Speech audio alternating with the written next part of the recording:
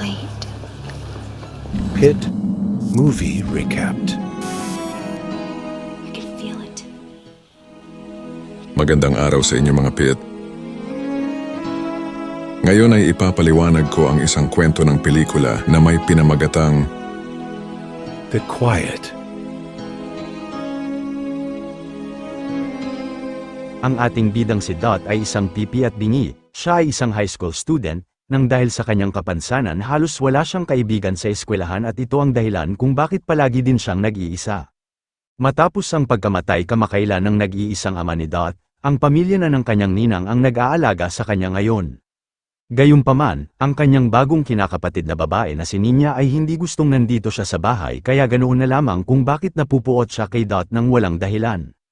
Ang dalawa ay pumapasok sa parehong paaralan kung saan si Dot ay isang social outcast habang si Ninya ay isa sa mga sikat na babae. Sa simula pa lang ng pelikula ay pinagtatawanan na ni Ninya at ng kanyang mga kasamahang cheerleader ang kapansanan ni Dot. Nakita ito ng guidance counselor ng paaralan at hiniling kay Dot na makisalo sa kanyang mesa para sa tanghalian. Tumanggi si Dot at tumakbo sa paborito niyang lugar sa paaralan at dito nga ito sa isang banyo. Pakiramdam niya ay ligtas siya at hindi gaanong nalulungkot kapag siya ay nag-iisa, ngunit hindi nagtagal ay mahahanap din siya ni Ninya at galit na hinila siya palabas para siya ay pauwiin. Ang ina ni Ninya na si Olivia ay hinihikayat ang kanyang anak na iparamdam kay Dot na hindi siya iba dito sa bahay. Ngunit walang pakialam si Ninya at binanggit na hindi niya desisyon tumira si Dot dito kaya wala siyang pananagutan na gumawa ng anumang pabor. Kinagabihan, umuwi ang tatay ni Ninya na si Paul habang nadatnan niya si Olivia sa sala na walang malay. Siya ay may problema sa pag-inom at dumaranas ng depresyon. Pinainom niya ito ng antidepressant bago siya ay pinatulog ni Paul sa kama. Sa pagbabalik sa hapagkainan, napansin niya ang isang awkward na katahimikan sa pagitan ng mga babae.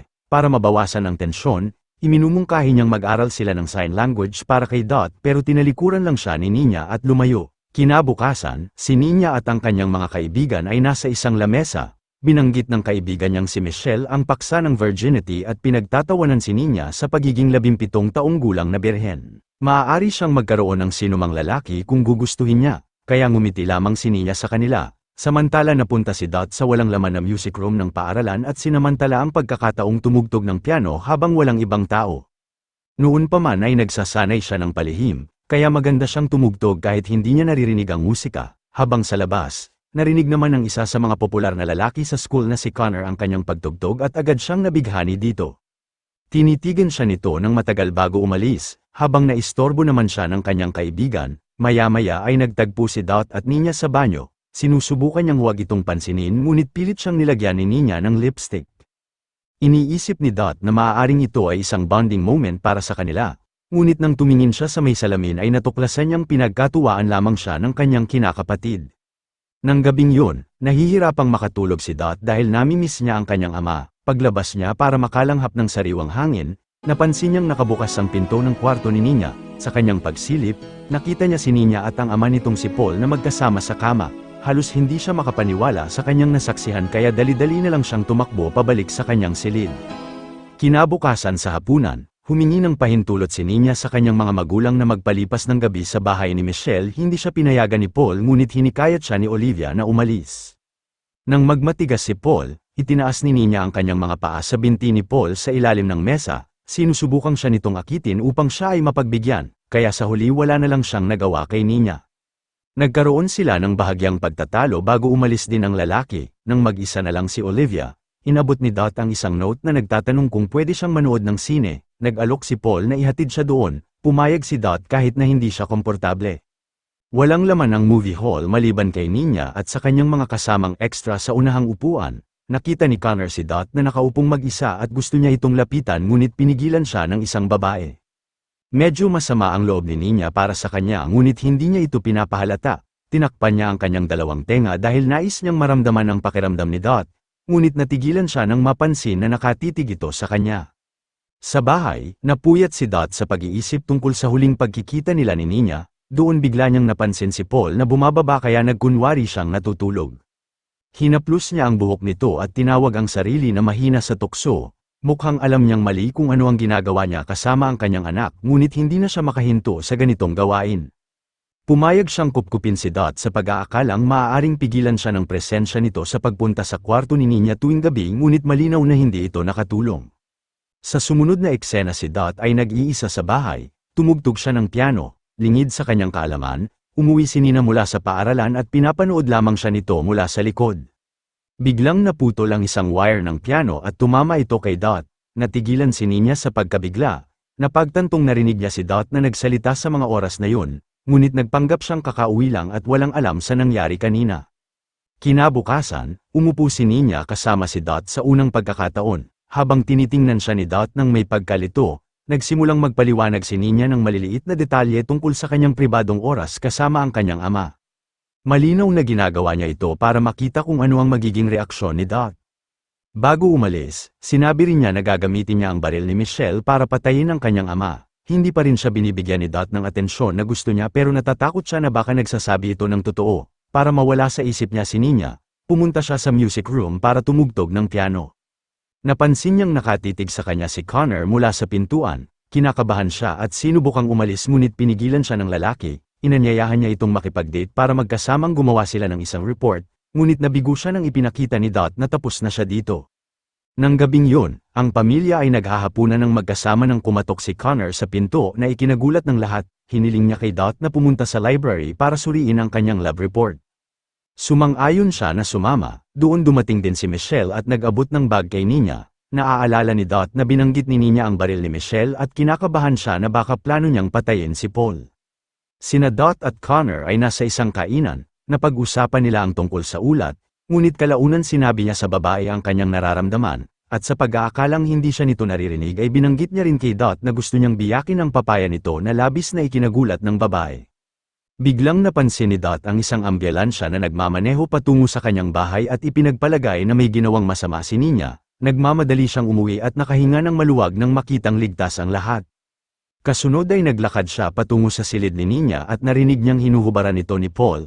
Narinig niya ring ayaw ito ni Nina pero wala siyang magawa, kaya para matulungan, binasag ni Dot ang base at napatigil sila sa ingay. Bumalik si Paul sa kanyang silid at naiwan si Nina habang umiiyak kaya pinuntahan siya ni Dot sa kama at niyakap. Kinabukasan, pinaplansya ni Nina ang kanyang cheer uniform habang nakikipag-usap kay Dot. Nangako siyang papatayin niya si Paul gamit ang mainit na plancha at susunugin ang mukha nito, pero si Dot ay walang reaksyon at kunwari ay walang naririnig. Nag-cheer sina Nina at Michelle para sa basketball team ng paaralan, habang nandito nga rin itong si Connor. Pagkatapos ng laro, pumunta sina Connor at Dot sa tabi ng pool at gumugol ng ilang oras na magkasama. Iniisip ni Connor na hindi siya nito naririnig kaya nagsimula siyang magsalita tungkol sa kanyang sex life.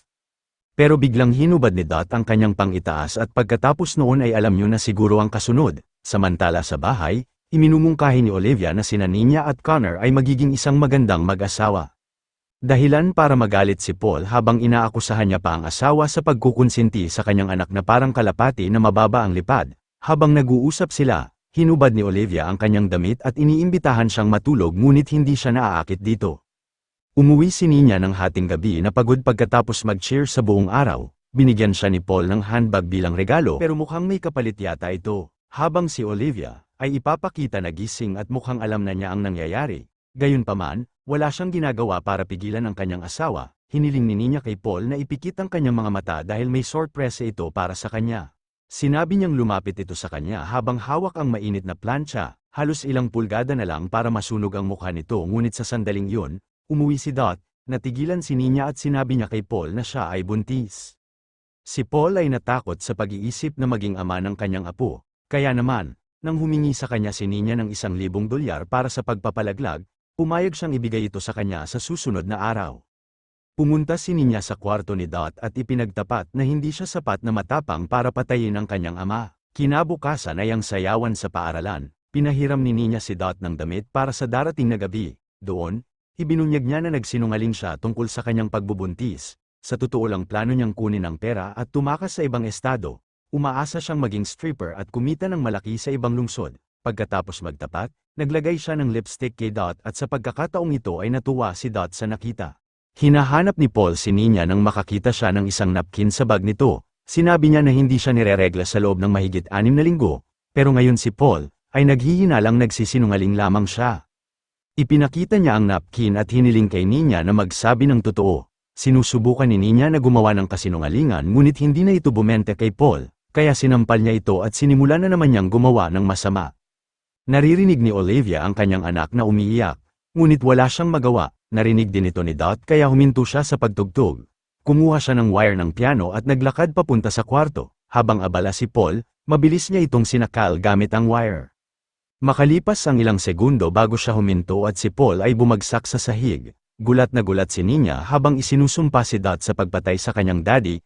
Nang umakyat si Olivia, mas nabigla siya tungkol kay Dot kung paano ito magsalita kaysa sa pagkamatay ng kanyang asawa. Kasabay nito, nag-doorbell si Michelle upang sunduin sila para sa sayawan ng paaralan. Ang mga babae ay mabilis na nagpalit ng kanilang mga damit at itinago ang mga duguan sa loob ng isang bag. Kinuha nila ang bag at pumunta sa paaralan habang kumilos sila na parang normal lang ang lahat. Sinasayaw ni Dot si Connor ngunit masyado siyang naabala sa kanyang nakikita, kaya kinuha ni Nina ang backpack at nagtago sa stall ng banyo habang pinapanalangin na matapos na ang party. Samantala, nasa kwarto si Olivia at nakatingin sa bangkay ni Paul na walang ekspresyon ang mukha. Matagal na siyang na-fall out of love sa asawa at ang tanging pinagsisisihan niya ay ang hindi sapat na katapangan upang iligtas ang kanyang anak mula sa isang halimaw na tulad nito. Sa ibang lugar, tinawag ni Connor ang pangalan ni Dot habang paalis siya sa party at laking gulat niya nang makita niya itong lumingon. Natuklasan niya na talagang naririnig siya nito, habang napagtanto rin niya na alam ni Dot ang lahat ng kanyang maruruming lihim. Tinawag niya itong psycho dahil sa paglilihim sa kanya at paglabag sa kanyang privacy. Dahil alam niyang hindi siya bibigyan ng pagkakataon sa sandaling yun, kaya nakatuon na lang siya sa mas mahalagang bagay. Kinuha niya si Nina sa banyo at dinala siya sa malapit na sapa. Ibinaon nila ang backpack kasama ang mga damit. Nang tanungin ni Nina si Dot kung bakit siya nagkunwaring bingi, sumagot siya na gusto niya lang na matulad sa kanyang ama. Nang sila ay makauwi, laking gulat nila na napapalibutan ng mga pulis ang kanilang bahay. Doon makikita rin nila si Olivia na ini-escort ng mga pulis. Tinatanong nila kung ano ang nangyari. Doon sinabi ni Olivia na siya ang pumatay kay Paul. Humihingi din siya ng tawad kay Nina sa kanyang ginawa, bagamat inaakala ng pulis siya na dahil sa pagpatay ito sa kanyang asawa, naiintindihan ni Nina ang tunay na dahilan sa likod ng paghingi ng tawad ng kanyang ina. At hanggang dito ko na lang din tatapusin ang aking recap mga pit. Huwag niyo sanang kalimutang mag-iwan ng like sa video. Maraming salamat po at palagi po kayong mag-iingat.